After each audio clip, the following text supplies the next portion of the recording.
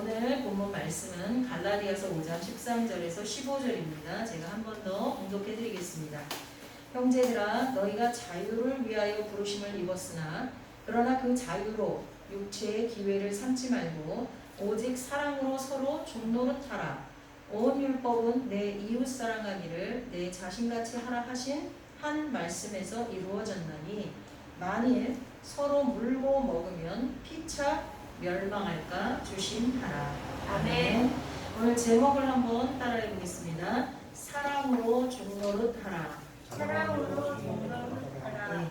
오늘 예를 끝나고 나시면 그 주보에 있는 그 참고 말씀들을 다 읽어보시고요. 하나님은 어떤 분이신지, 오늘 나에게 이번 주간 나에게 주시는 말씀이 무엇인지, 그리고 내가 깨닫고 결단한 부분이 무엇인지 좀 적어보시면서 개인적인 묵상 시간을 많이 가지셨으면 좋겠습니다.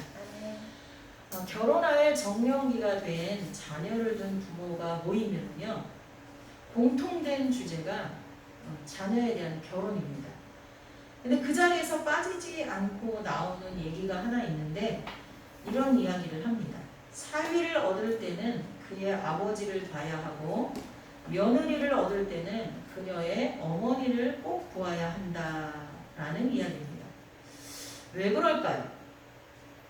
그것은 아마도 사람의 성품이나 교양, 그리고 생활 습관이나 가치관 이런 것들이 말과 글로 가르쳐지는 것보다는 보고 배운 삶에서 만들어지기 때문일 것입니다. 아멘.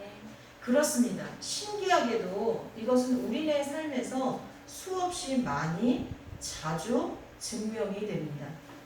폭력적이거나 술에 중독되어 사는 부모, 거짓말만 하고 남의 험담만 하는 부모, 게으른 부모, 사람들에게 무례하게 막대하는 모습, 또 반대로 너그럽고 이해심 많은 부모, 늘 배우려고 하는 공부하는 부모, 부지런하고 진실된 부모, 사람들에게 예의를 지키는 부모, 부지런한 부모. 이런 부모 밑에서 자라난 자녀들을 보면 자신들은 아니라고 하고 아니려고 하지만 어릴 때나 젊었을 때는 몰라도 나이가 점점 들면서 누가 가르치지도 않았는데 부모의 모습을 꼭 닮아가는 경우가 너무나 많습니다. 물론 예외도 많아요. 특히 하나님의 자녀가 됐을 때는 그 부모님들의 허물과 단점에서 벗어나는 경우가 많이 있죠. 그리고 오히려 장점을 많이 더 흡수하는 그런 경우가 많이 있습니다. 그럼에도 불구하고 신기하게도 부모가 말로 가르친 것보다 삶으로 살아낸 것을 자녀들이 따라가는 경우가 훨씬 더 많습니다. 그래서일까요? 우리 예수님은 모든 면에서 당신이 솔선수범하셔서 당신의 가르침에 대해 먼저 본을 보이셨습니다. 오늘 본문에는 우리가 자유를 위해 부르심을 받은 자들이라고 말씀하고 있습니다. 또한 우리가 얻은 자유로 감히 육체의 기회를 삼아서는 안 된다고도 말씀합니다. 그리고 이것을 넘어서 최종적으로 사랑으로 서로 종노릇해야 하는 사람들이라고 선포하고 있습니다. 이 말이 무슨 뜻인지는 이해하셨을 것입니다. 이 말의 뜻은 우리는 타인에게 사랑으로 서로 종노릇하면서 자신의 자유를 스스로 제한하고 자신을 아끼는 만큼 타인을 아끼며 육신의 열매를 맺지 않으려고 애쓰는 삶을 살아야 한다는 것입니다. 우리는 육신의 열매가 아니라 성령의 열매를 맺어야 하는 사람들입니다. 사도 바울은 이러한 하나님의 뜻을 전달하면서 공동체를 망가뜨리는 율법의 노예가 되지 말고 모든 일을 살리는 사랑의 종이 되라고 권면하고 있습니다. 그러나 요즘 세상은 율법의 노예보다는 법을 아예 무시하는 방종이 더 큰 문제가 되어버렸습니다. 우리 세대는 너무 법을 지키려고 하다 보니까 나만 지키면 되는데 안 지키는 것까지 정죄하는 그런 율법주의에 빠지는 일들이 많았지만 요즘 신세대는 아예 법을, 세상 법도 하나님의 율법도 다 무시해버리는 그런 방종이 더 큰 문제가 된 것은 맞습니다. 그럼에도 불구하고 기독교인 안에는 여전히 율법의 노예들이 많이 있습니다. 때문에 우리는 세상 사람들처럼 그저 타인에게 해만 끼치지 않으면 한없이 보장되는 자유에 머물지 말고 타인을 위해서 내 자유를 포기하는 데까지 나아가는 진정한 사랑을 하며 살아야 할 것입니다. 그것만이 예수님께서 우리에게 직접 보여주신 사랑에 대한 화답일 것입니다. 그래서 바울은 이렇게 갈라디아 지방에 흩어져 있는 여러 교회 성도들에게 그것을 강조하면서 편지한 것입니다. 그게 오늘 갈라디아서입니다. 바울의 이 설교에 대한 근거는 바울이 알고 있는 세상 지식이 아니라 바로 예수 그리스도이십니다. 예수님은 우리가 다 알다시피 하나님의 아들이십니다. 아멘이십니까? 아멘. 이것을 세상에 누가 부인할 수 있겠습니까? 예수님을 구세주로 영접하지 않은 사람들조차 인정할 수밖에 없는 일입니다. 왜 그렇습니까? 지금부터 제가 말씀드리는 것을 잘 들어보십시오. 예수님은 온 인류가 성인으로 인정하는 분입니다. 여러분이 사전을 찾아보거나 온라인상에서 세계 4대 성인을 검색해보면 지금까지도 예수님이 태어난 지 2000년이 훨씬 넘은 지금까지도 세계 4대 성인하고 검색을 하면 예수, 석가모니, 공자, 소크라테스 이 네 사람을 일컬어 말하는 것이며 전 세계적으로 그 사상과 정신이 온 인류에게 모범이 되고 인생을 살아갈 때 많은 힘이 되는 업적을 이뤄놓은 분 이렇게 정의하고 있습니다. 그렇다면 온 인류가 인정하는 성인이 거짓말쟁이일 수는 없을 것입니다. 맞죠? 더군다나 로마 시대 때 인류 역사상 그 로마가 지배하고 있는 시대 때 잠깐 있었던 십자가 처형 그것도 반역자나 그에 준하는 매우 큰 죄를 진 사람만이 대상이 되는 그리고 그것도 로마 시민은 대상이 안 돼요. 로마가 지배하고 있는 나라들 중에 반역죄나 그에 준하는 큰 죄를 진 사람만이 십자가 처형을 당할 수 있었습니다. 그것도 너무나 그 사형 제도가 끔찍해서 사라져버렸어요. 지금은. 그 사형을 받으신 예수님을 지금까지 수많은 사람들이 성인으로 인정하고 또 후손들에게 가르치고 있다는 것을 우리가 보기만 해도 예수님이 하나님의 아들인 것은 분명합니다. 왜냐하면 예수님 스스로 거짓말쟁이일 수 없는 예수님이 스스로 당신은 하나님의 아들, 나는 하나님의 아들이라고 말씀하셨기 때문입니다. 그리고 또 예수님께서 직접 사람들에게 뭐라고 말했냐면 나만이 유일한 길과 진리와 생명이라고 선포하셨습니다. 이게 어떻게 거짓말일 수 있겠습니까? 예수님만이 유일한 길이고 진리고 생명입니다. 사람들은 길을 찾아 헤맵니다. 어떤 게 옳은 길인지 어떤 길로 가야 내가 낭떠러지로 떨어지지 않고 제대로 가는 건지 길을 찾아 헤맵니다. 많은 사람들은 참된 진리를 찾아 헤맵니다. 진짜 참 생명을 찾아 헤맵니다. 근데 사람들이 찾아 헤매는 그게 바로 예수님이라고 예수님 본인이 선포하고 계십니다. 나아가서 본인뿐만 아니라 예수님을 십자가에 못 박을 때 그 현장을 직접 지휘한 로마의 백부장이 예수님이 하나님의 아들이라고 예수님이 죽으시자마자 선포합니다. 이는 진실로 하나님의 아들이었도다. 마태복음 27장 54절.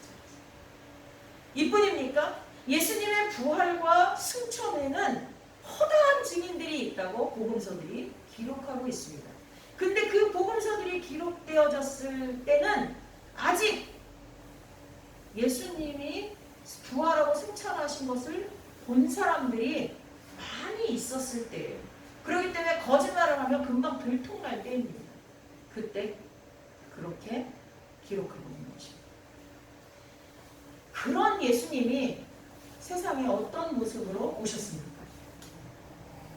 아무것도 혼자서는 할 수 없는 갓난 아기로 오셨습니다. 그것도 가난한 목수인 요셉의 아들로 태어났습니다. 정식적인 혼인도 하기 전에 그의 아내가 될 마리아가 예수님을 잉태하셨습니다. 만약 요셉이 마리아를 아내로 받아들이지 않았다면 예수님은 미혼모의 아들로 태어나게 되었을지도 모릅니다. 요즘에는 물론 미혼모라는 게 크게 손가락질 받을 일이 아닙니다. 왜냐하면 지금은 일부러 미혼모를 택하는 사람도 있지 않아요? 일본의 사유리인가? 걔는 우리나라에서는 정자를 받아서 잉태를 해가지고 애를 낳는 게 부부가 아닌 사람이 그렇게 하는 게 불법이에요. 그러다 보니까 일본 가서 그렇게 해가지고 애를 낳았어요. 그래서 혼자 낳죠. 아빠도 없어요. 그 정자를 준 사람이 누군지도 몰라요. 정자 은행에서 사가지고. 그런 시대이기 때문에 지금은 흠이 되지 않지만 그 시대만 해도, 아니 우리 시대만 해도 미혼모는 감추고 싶은 거였어요. 어쩔 수 없이 미혼모가 됐어도 감추고 싶었던 시대였습니다. 그러니 이보다 훨씬 앞선 시대에 미혼모라는 것은 참 세상에 손가락질을 받을 만한 일이었죠. 아니 그 당시 법에 의하면 마리아는 예수님을 낳기도 전에 돌에 맞아 죽었을지도 모릅니다. 그러나 하나님의 섭리는, 하나님의 은혜는 요셉의 마음까지 준비시키셨고 두려움에 가득하여서 포기할 만한, 숨어버릴 만한 마리아의 마음도 찬송으로 바꾸셨습니다. 하지만 물리적으로 예수님은 그렇게 위험천만한 상황 가운데 태어나셨다는 것은 분명합니다. 왜 그런 선택을 하셨을까요? 그것은 어느 누구도 그의 사랑에서 소외되지 않게 하시려는 하나님의 크신 사랑이셨습니다. 만약 예수님이 궁중에서 태어나셨다면 한 끼 먹을 것이 없어서 굶주려 죽게 된 사람들에게 예수님의 탄생은 그저 동화 속 이야기였을 것입니다. 만약에 어른으로 태어났다면 모든 가난과 불우한 환경을 예수님 스스로 개척할 수 있었을 거예요. 그렇게 하지 않으셨다고 해도 사람들은 그렇게 오해했을 것입니다. 동정녀 마리아의 탄생이야말로 어린 갓난아기로 오신 것이야말로 예수님이 가지신 무한한 능력과 자유를 인간을 위해 스스로 포기하시고 우리를 사랑하신 증거라고 볼 수가 있습니다. 예수님이 우리를 사랑하시되 어떻게 사랑하셨냐? 그 사랑의 증거로 십자가에서 죽으심을 성경은 말하고 있습니다. 또 갓난아이로 종의 형체로 태어난 것을 말씀하고 있습니다. 그뿐입니까? 좀 전에 말씀드렸던 듯이 예수님은 흉악한 죄인들, 그 중에서도 신분이 낮은 사람들만 당하는 십자가 처형을 택하셨습니다. 이것은 다윗의 자손 요셉의 아들로 태어난 것과 마찬가지로 하나님이 이미 약속하신 언약의 성취를 위한 예수님의 순종이었습니다. 이미 구약에 예수님이 어떻게 오실 것에 대해서 예언하고 있는데 만약에 예수님이 다른 모습으로 오셨다면 하나님의 약속이 이행되지 않는 거잖아요. 그래서 예수님은 하나님의 언약을 성취하기 위해 똑같은 언약대 예언되어 있는 대로 오셨고 예언되어 있는 대로 나무 십자가에 달려서 돌아가셨던 것입니다. 우리에게 참 자유를 주시기 위해서 모든 것을 당신의 능력과 자유와 특권과 이 모든 것을 다 포기하셨습니다. 예수님이 오늘 말씀하십니다. 내가 너희를 자유롭게 하려고 자유를 주었으니 그것을 위해 너희를 불렀다. 그러나 그 자유로 육체의 기회를 삼지 말고 오직 사랑으로 서로 종노릇하라. 이게 뭔 말인지 모르면 제가 간단한 예를 드리겠습니다. 여러분, 예수님 안에서 구원 받으셨습니까? 아멘. 죄에서 자유함을 입으셨습니까? 아멘. 여러분이 혹시나 그럼에도 부족하여 죄를 지어도 하나님 앞에 진실로 용서를 구하면 하나님께서 용서해 주십니까? 아멘. 한 번 구원받은 자는 지옥 가지 않습니까? 아멘. 자, 아멘 하셨습니다. 이게 자유입니다. 그런데 이 자유로 육체의 기회를 삼는 자들은 어떤 자들입니까? 내가 하고 싶은 것을 막 합니다. 나는 자유로운 사람이니까. 막 해요. 그리고 뒤에 단서에 뭐를 붙입니까? 회개하면 돼요. 의외로 이런 사람 굉장히 많습니다. 이걸 입으로 말 안 해도 마음속에 그게 깔려 있어요. 내가 아무리 잘못해도 나는 회개하면 돼. 내가 아무리 잘못해도 하나님이 나를 구원하셨기 때문에 구원한 자는 버리지 않으신다 그랬어. 이러한 하나님이 내게 허락하신 구원과 자유를 나의 방종에 사용하지 말라는 거예요. 육체의 만족을 위한 기회에 사용하지 말라는 것입니다. 그뿐입니까? 이제 예수님은 본인이 세상을 떠나 아버지께로 돌아가실 때가 이른 줄을 아시고서 제자들을 불러 모아서 함께 저녁 식사를 하다가 옷을 벗고 제자들의 발을 씻기기 시작합니다. 그때 베드로는 어우 주여, 주님께서 어떻게 제 발을 씻기십니까? 그러니까 주님이 발을 내가 씻기고자 할 때 네가 안 씻으면 나와 상관없는 자라고 하니까 아이고 그러면 머리부터 발끝까지 다 씻겨주세요. 그때 주님이 이미 목욕한 자는 발밖에 씻을 게 없다고 얘기하시죠. 근데 그렇게 발을 씻기시고 다 씻기신 다음에 옷을 다시 입으시고 제자들에게 하신 말씀이 있어요. 그게 뭐냐면 너희가 나를 선생이라 또는 주라는 건 주님 이 얘기잖아요. 라 하니 너희 말이 옳도다. 그러니까 나 진짜 선생이고 주님 맞다는 거죠. 내가 그러하다. 내가 주와 선생이 되어 너희 발을 씻었으니 너희도 서로 발을 씻어주는 것이 옳으니라. 내가 너희에게 행한 것 같이 너희도 행하게 하려 하여 오늘 보였노라. 아멘.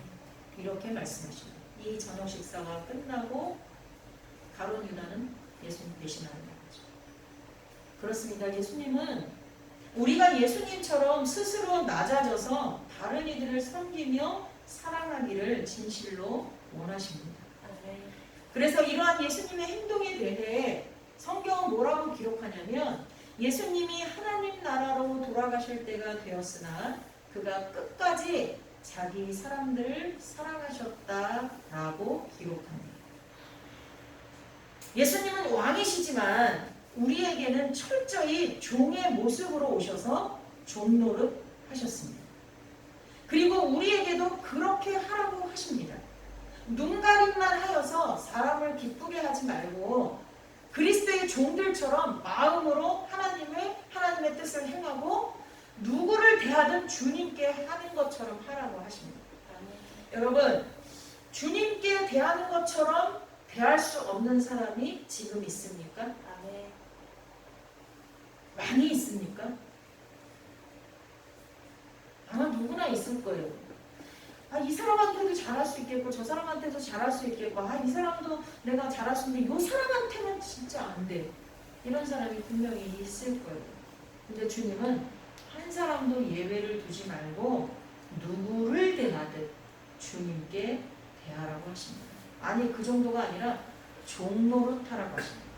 지금은 종이 없지만 우리가 종하면 뭔지 알잖아요. 시키는 대로 다 해야 되는 거잖아요.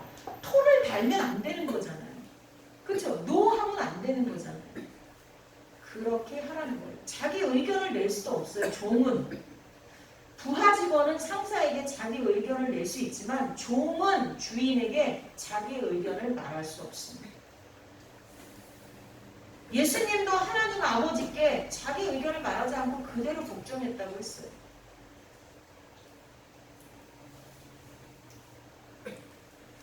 여러분, 이것이 하나님의 율법입니다.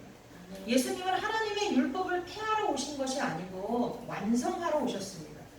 그래서 예수님은 하나님 사랑, 이웃 사랑이란 하나님의 율법을 온전한 사랑으로 완성하신 것입니다. 율법이 잣대가 되어서 그 기준 안에 들어오지 못하는 사람을 책망하고 저주하라고 있는 것이 아니라, 물론 구약까지는 그렇게 율법이 사용되어졌어요. 율법이 기준이 되어서 거기서 벗어나는 사람을 징계하고, 율법이 기준이 되어서 사람들이 그 율법대로 살아갈 때 하나님의 자녀라고 일컬음을 받았어요. 그러나 지금은 예수 그리스도께서 율법을 더 완전하게 완성하셨는데, 그게 뭐냐? 사랑입니다. 그렇다면 예수님 덕분에 얻게 된 구원의 자유를 우리도 사랑의 동참함으로 함께 누려야 하지 않을까요? 제가 알고 있는 지인은 예수님 안에서 온전한 자유를 누리는 분입니다. 율법에 매이지 않으면서 그 율법으로 자신을 포함해서 누구도 정죄하지 않습니다. 그저 있는 그대로의 모습으로 하나님 앞에 나아가고 또 사람들을 그렇게 대합니다. 우리는 뭔가 하나님의 말씀에 어긋나는 게 있으면, 하나님 죄송합니다, 이거 어떻게 해야 되죠? 나는 왜 이렇습니까? 막 이러는데, 그분은 전 원래 그런 사람이에요. 하나님, 전 이것밖에 안 돼요 하고 나가요. 와, 정말 어린아이같이 순수하고 자유를 누리는 그런 분입니다. 그런데 그런 그분이 부럽기는 하지만 그분의 말과 삶에 온전히 동의를 하거나 존경할 수는 없었습니다. 늘 2%가 부족한 느낌이 들었어요. 내가 저 사람을 본받기에는 뭔가가 부족한 거예요. 그게 뭔가? 굉장히 많이 오랜 세월 생각해 봤습니다. 나중에야 깨달았습니다. 그가 누리는 자유가 타인에게 부러움을 살 수는 있지만, 타인을 위해서 자신에게 주어진 자유와 특권을 제한하거나 절제해서 다른 이들을 섬기는 데까지는 나가지 못했던 것입니다. 즉, 그분이 누리는 자유는 어린아이와 같은 자유였어요. 성숙하지 못한 자유였어요.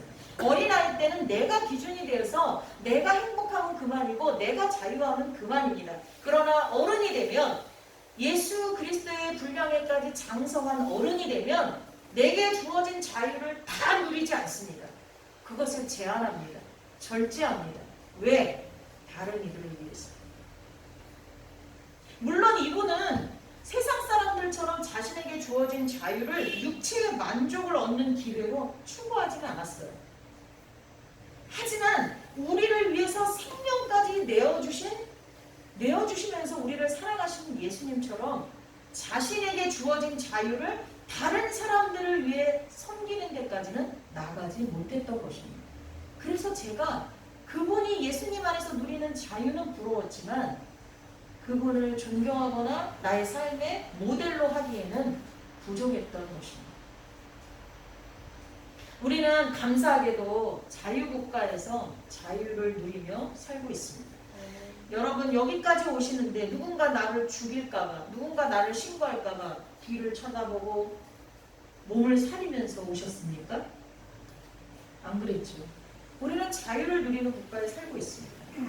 그러나 우리는 이보다 더한 구속의 자유를 누리며 사는 하나님의 백성임을 잊지 마시기 바랍니다. 아멘.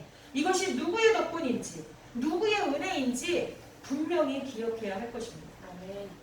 예수님의 은혜입니다. 아멘. 예수님의 사랑 때문입니다. 아멘. 예수님은 스스로 낮아져 우리의 종으로 오셨습니다. 모욕당하고 살점이 떨어져 나가고 죽음까지 견디며 저와 여러분의 죄값을 대신 갚아주셨습니다. 아멘. 그렇게 해서 얻게 된 구원의 자유를 저와 여러분은 어떻게 사용하실 것입니까? 부디 주님이 우리에게 본을 보이셨던 것처럼 우리에게 주어진 자유를 다른 사람을 섬기기 위해 제한하고 절제하고 포기하는 그런 예수님 닮은 제자가 되시기를 예수님의 이름으로 축복합니다. 아멘. 기도하겠습니다. 스스로 낮아져 종의 형체를 가지고 이 땅에 오신 예수님, 당신의 무한한 능력과 영광을 우리를 위해 포기하시고 우리를 살리기 위해 십자가 지신 예수님 사랑합니다. 감사합니다. 고맙습니다. 아멘. 우리도 예수님처럼 자신을 아끼는 만큼 타인을 사랑하고 이 땅에 보물을 쌓기 위해 노력하는 대신 모든 일을 살리는 사랑의 종이 되겠습니다. 아멘. 성령이여 우리 안에서 우리를 인도하셔서 타인에게 해만 끼치지 않으면 되지 하는 무정함과 이기심의 죄악에서 벗어나 타인을 위해 내 자유를 포기하는 진정한 사랑의 종이 되게 하옵소서. 아멘. 예수님의 이름으로 기도합니다. 아멘.